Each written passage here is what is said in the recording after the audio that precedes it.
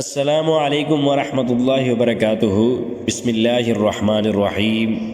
حضرت عبداللہ بن مسعود رضی اللہ تعالی عنہ سے روایت ہے، وہ نبی کریم صلی اللہ علیہ وسلم سے روایت کرتے ہیں، فرمایا قیامت کے دن انسان کے قدم نہ ہٹیں گے حتیٰ کہ اس سے 5 چیزوں کے متعلق سوال کیا جائے گا۔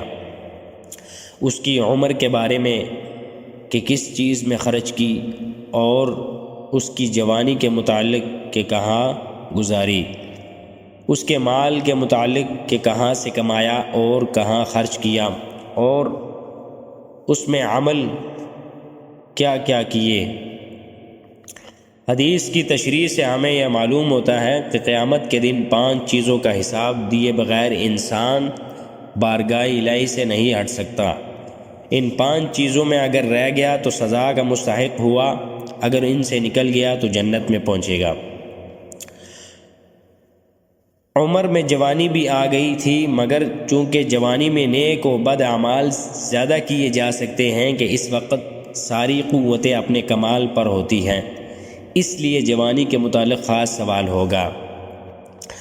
حدیث پاک میں ارشاد ہوا کہ جوانی میں عبادت کرے وہ عرش الہی کے سائے میں ہوگا کہ اسے قیامت کے میدان کی گرمی نہ پہنچے گی۔ جوانی کی عبادت بڑی قدر کی چیز ہے۔